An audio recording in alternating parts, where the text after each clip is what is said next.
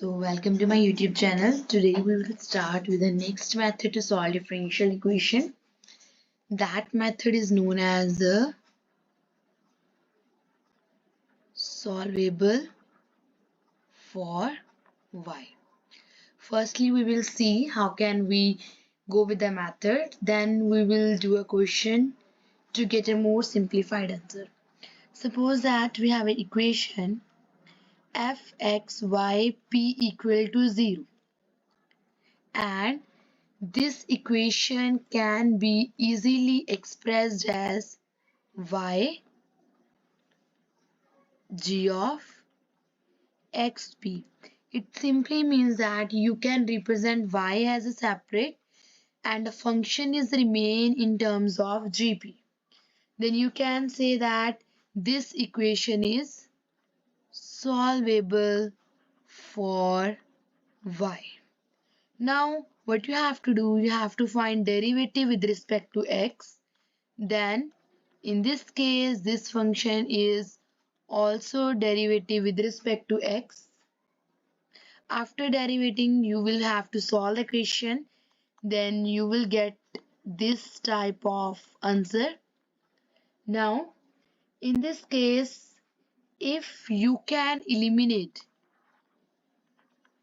p from 1 and 2, if you can eliminate p from 1 and 2, then that is your general equation solution. If you can't able to eliminate, then you have to find the value of x and y separately in terms of p and c. Then both of this can give you a general solution. Now one thing keep in mind, while you will solve a equation, there may be equations come at last in the form of this. Means there is a one value which contain dp by dx. There is another value which don't contain dp by dx. In this case, you will ignore this value and you will keep this value which contain dp by dx. Why we have to ignore this value? Because it will give you a singular solution. So we will solve further the equation by a term which contain dp by dx. Now let us go with the equation to see how can we solve the equation and to see what are the equation can come. Suppose you have y plus px is p square x raised to power 4. You can easily see that you can write it down p square x4 minus px. Same that y comes on one hand side, the terms which containing p and x it comes on another hand side. So what you have to do, you have to find derivative with respect to x. So see, we will find derivative with respect to x. So now remember p is dy by dx. In this case p is not a constant. So again it can be differentiated by parts. So if can be differentiated by part, first function as it is derivative of second function as it is derivative of first function. Similarly, first function as it is derivative of second plus second function as it is derivative of first. Now here you will get 4x cube x4 2p dp by dx minus p minus x dp by dx.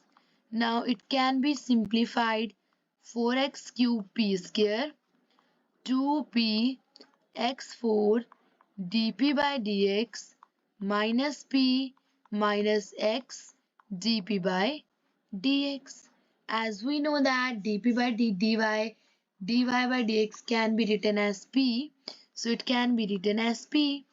So this term which containing dp by dx comes on one hand side and others comes on another hand side. We will simplify the equation to get a resultant.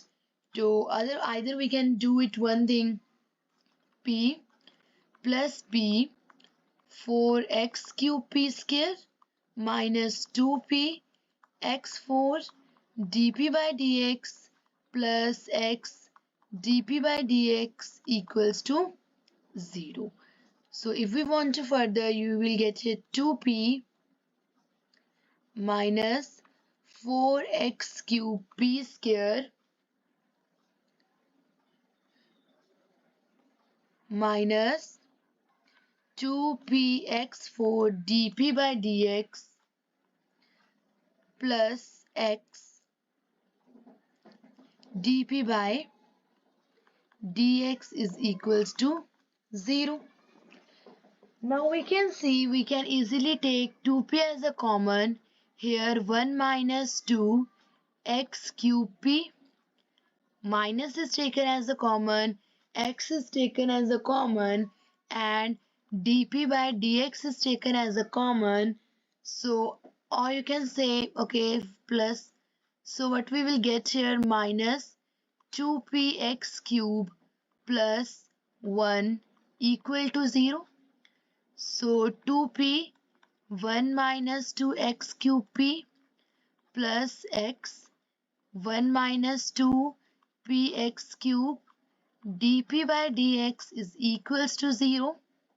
This can be taken as a common 1 minus 2x cube p 2p plus x dp by dx. As I have told you, if these two brackets are 0, then either 1 minus 2xp is equals to 0 or 2p plus dp by dx is equals to 0. As we have to reject this term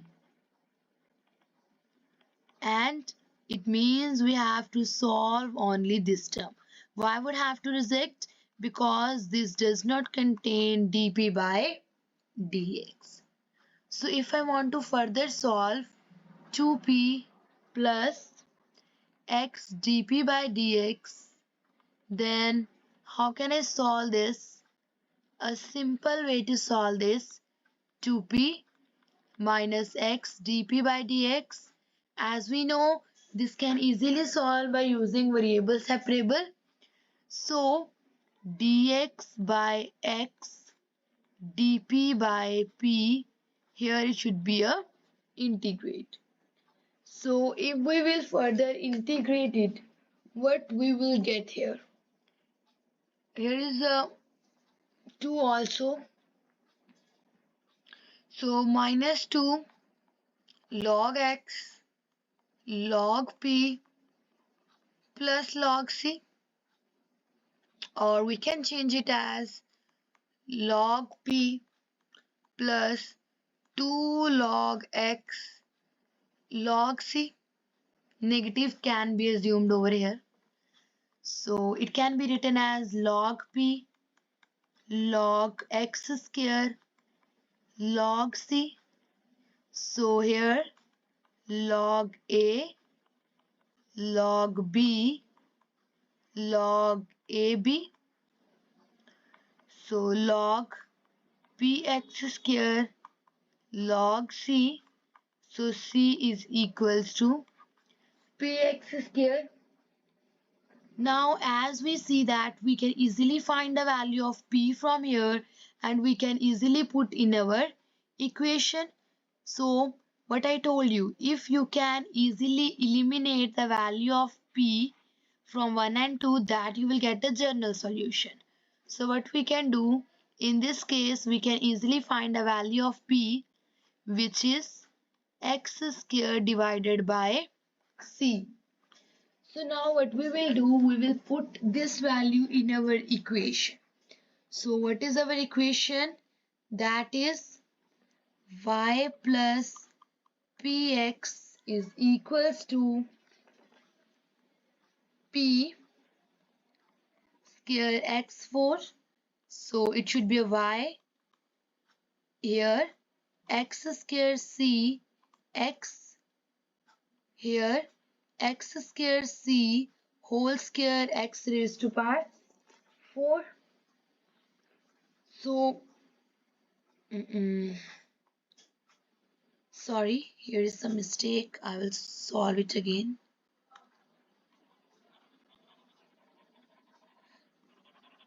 If we will go here,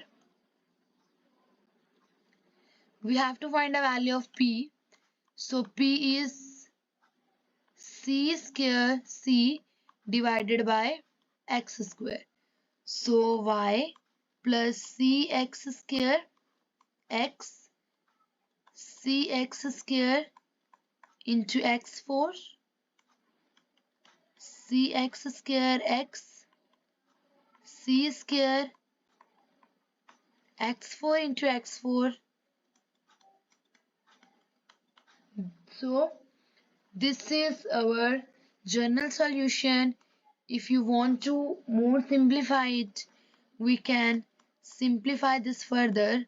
So this is a general solution of equation.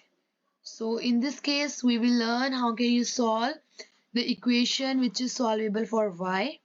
Mainly here the main thing is that you can easily solve when you can take y term on one side and x and p containing term on another hand side. So thank you very much.